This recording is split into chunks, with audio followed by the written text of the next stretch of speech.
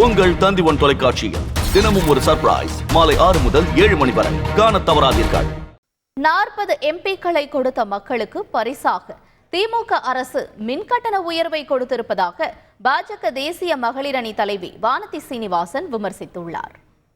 தமிழகத்திலே 40க்கு 40 என்று எம்பிக்களை கொடுத்த தமிழக மக்களுக்கு தண்டனையாக மின்கட்டண உயர்வை அறிவித்திருக்கிறது தமிழக அரசு.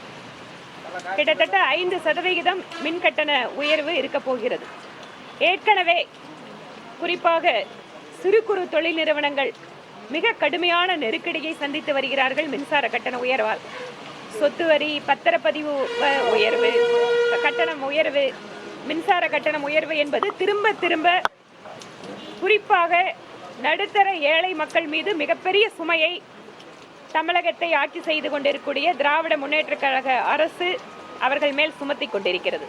உங்கள் தந்தி1 தொலைக்காட்சியில் தினமும் ஒரு சர்ப்ரைஸ் மாலை 6 முதல் 7 மணி வரை காணத் தவறாதீர்கள்.